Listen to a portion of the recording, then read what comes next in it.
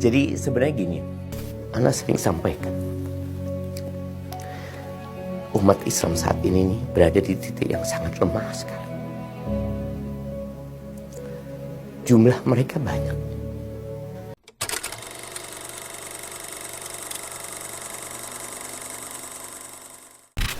Jadi sebenarnya gini, teman-teman Surabaya itu sejak waktu yang lama ngomong, Ustaz kapan Ustaz? Ustaz lama gak pernah tablik akbar nih, kita mau masuk Ramadan nih Ustaz. Seperti itu. Subhanallah, Ana ada jadwal ke Ternate di hari Jumat pagi. Akhirnya sampaikan teman-teman, Ana insya Allah mau ke Surabaya. Fadlan kalau mau bikin kajian. Akhirnya mereka rapat, bismillah Ustaz, insya Allah kita bikin tablik akbar. Akhirnya ya sudah, ketika mereka menyampaikan itu, Ana siap. Temanya juga sudah dibuat ya. Mereka berkaitan dengan hari akhir, hari pembalasan. Ya. Tujuannya ya untuk memberikan semangat teman-teman memasuki bulan Ramadan gitu loh. Dan ketika mereka mengatakan insya Allah tablik akbarnya di masjid Salam, Ana berpikir insya Allah nggak ada masalah karena udah berulang kali kajian di situ. Ada masalah gitu loh. Sudah bismillah. Cuma sehari sebelumnya akhirnya Ana dapat kiriman surat yang dilayangkan oleh saudara-saudara kita dari Banser ya. Ana Ansor Bapak Banser dari. Iya. GP Ansor itu Ana dapatnya bukan dari teman-teman panitia malah. Dari salah satu ustadz di Jakarta. Dia kirim ke Ana. Dalam hati Ana, insya Allah mudah-mudahan bisa dikomunikasikan, insya Allah bisa lanjut. Akhirnya Ana tanya sama teman-teman saudara, gimana? Insya Allah Ustaz, aman Ustaz, seperti itu. Sebenarnya kalau nggak jadi pun ya nggak apa-apa, mau gimana kalau memang nggak bisa dilaksanakan. Dapat informasi, kata mereka insya Allah nggak apa-apa, tapi Ustaz nggak boleh nyampaikan ini, itu, macam-macam lah. Bismillah lah, kita memang akan membahas tentang hari kiamat. Jadi teman-teman di Surabaya nyampaikan, Ustaz nanti sebelum ke masjid kita mampir ke rumahnya ketua yayasan, kata dia. Oh bismillah ngomong. Kita sampai ke rumah ketua yayasan, disitulah dia sampaikan bahwasanya gak bisa caranya Ustaz. Itu ada keberatan dari teman-teman GP Ansor, kata dia. Padahal tadi malamnya sudah aman gitu loh. Tapi ada rapat, ketua yayasan sempat sampaikan kepada mereka, apa nggak bisa diskusi lagi? Kok kayaknya nggak ada jalan untuk diskusi. Makanya kalau tadi yang disebutkan ketua yayasan tuh kan nyampaikan apa nggak bisa ada komunikasi lagi. Kata mereka udah untuk yang sekarang kata mereka mohon dibatalkan. Kalau memang ada hal-hal yang mereka tidak inginkan Ana menyampaikan, ya Ana tidak akan sampaikan. Kalau memang hal itu ini dapat memecah belah, ya sudah, itu Ana akan tahan diri. Tapi kan ada hal-hal yang mungkin bisa duduk bersama. Ada hal-hal yang kita perlu toleransi. Kalau mungkin dikatakan, ya mungkin ada sebagian mengatakan Ana dikatakan intoleransi macam-macam. Ya Ana minta maaf kalau ada mungkin ceramah-ceramah Ana yang dianggap intoleransi, dan Ana siap gitu loh. Ketika memang harus dicabut ucapan itu, harus minta maaf, ya itu yang kita inginkan. Jadi kalau pembatalan itu sudah beberapa kali. Jadi kalau bisa dilihat persentase ditolaknya ya atau itu ya nggak banyak ya, nggak banyak. Artinya Ana berbaik sangka, kebanyakan saudara-saudara kita nerima sebenarnya dengan perbedaan yang ada, nerima. Sehingga mereka Ana ceramah di mana-mana juga nggak ada masalah gitu. Dan di Surabaya di tempat yang Ana dibatalkan sendiri itu pun udah berulang kali sebenarnya. Karena selama ini tidak ada masalah. Tahu-tahu kok jadi ada masalah. Karena kan saudara-saudara kita dari Ansor melihat ini kok masih ramai masjid ini. Berarti kajian akan berlangsung ini, seperti itu. Sedangkan Ana nggak ada di tempat itu. Ana di rumahnya ketua yayasan. Bersama ketua yayasan sampai sholat maghrib di situ. Sama sekali Ana gak ke masjid gitu. Kalau mereka beranggapan kajiannya berlanjut, enggak. Dan bayangin ya ketika ribut di masjid itu sama-sama saudara ribut. Sama-sama muslim.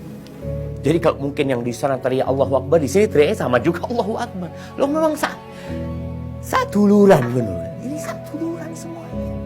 Maka Ana berpikir bismillah, kalau memang keberadaan Ana menjadi polemik, ya Ana nggak datang, saudara.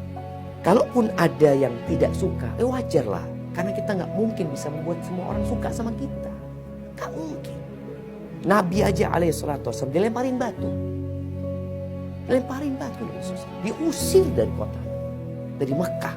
Dari kota yang paling dicintai diusir. Tapi apakah beliau berhenti? Ya enggak. Tadi bumi Allah ini luas gitu. Kalaupun mungkin kita di tempat ini nggak diterima. Mungkin di tempat lain ada yang menerima. Dan sekali lagi. Tadi. Kalaupun ada yang menolak. Tapi juga ada yang menerima. Dan kepada yang nolak, Ana minta maaf tentunya. Boleh jadi tadi memang Ana salah gitu. Cuma ada orang yang nggak merasa bersalah. Boleh jadi karena salah, tapi yang jelas kita nggak boleh berhenti berdakwah. Ana sering sampaikan,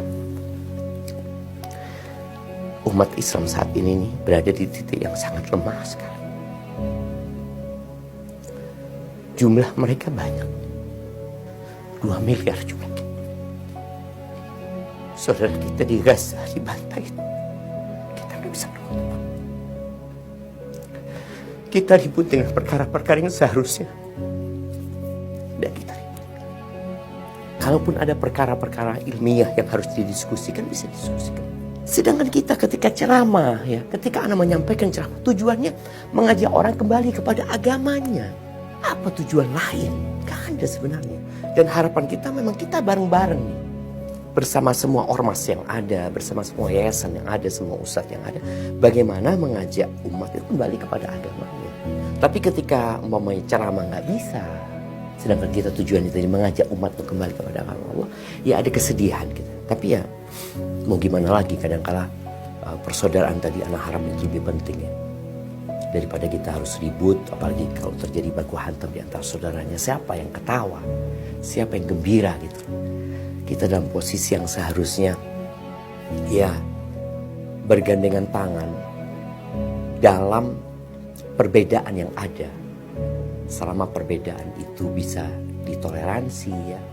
Tapi bukan berarti kita tidak saling mengingatkan. Insya Allah kita bisa mengajak umat bareng-bareng menuju kepada Allah saja. Menuju kepada agamanya. Ini loh agama yang Nabi SAW dulu sampaikan. Kita akan hina. Yang jelas kita semua bersaudara dalam perbedaan yang ada. Selama perbedaan itu tidak mengeluarkan orang dari Islam, ya dia saudara kita. Sebenarnya Ana ini sangat senang sekali kalau mereka manggil Ana. Nggak pernah ada panggilan itu. Yang ada mereka membatalkan kajian kepada penyelenggara. Penyelenggaranya yang mendapatkan surat itu. Di Jember ini alhamdulillah kita pernah mengadakan pertemuan dengan waktu itu di mediasi sama MUI sama Kapolres. Kita bertemu dengan semua unsur NU yang ada di Jember ya. Ya alhamdulillah, artinya perbedaan itu ada, nggak bisa dinafikan. Perbedaan itu ada. Tapi ketika kita kumpul, maka yang harus lebih ditonjolkan itu ya persaudaraan kita sesama muslim gitu. Dan alhamdulillah bisa disebut STDI kita punya kampus di sini ya. Alhamdulillah sejak tahun 2007 ya. 2010 dapat izin sampai sekarang pun diterima di masyarakat. Yang mungkin awal-awal mereka nggak paham ya. Dilihat jenggotan ini aliran apa ya. Sampai anak pernah khutbah nikah di Jember ini. Ketika khutbah nikah, saudaranya apa? Sahabatnya ayah ngomong dia sama ayah anak, "Pris," kata dia. Tadi orang-orang ketika ngelihat anaknya yang ceramah, "Loh, ini teroris tekondi." Jadi ada yang memframing ke sana sehingga orang yang nggak paham kan jadi benci. Tapi karena dianggap dia itu memiliki pemahaman yang menyimpang, dikatakan kalau sholat masjidnya dicuci, ada isu-isu yang beredar yang sebenarnya tidak benar gitu. Ketika dikonfirmasi, ya sebenarnya nggak ada masalah. Jadi sebenarnya kembali kepada apa sih definisi dari radikal, teroris, umpamanya. Kalau HTI mungkin jelas ya, sebuah ormas yang mungkin di Indonesia sudah dilarang. Yang jelas anak tidak ada hubungan apa-apa dengan HTI. Kalau bicara radikal dan teroris, mungkin gara-gara framing yang diberikan kepada jenggot dan cingkrang. Dan ketika Anda membaca, kenapa orang jadi radikal? Ini analisa dari orang-orang barat. Salah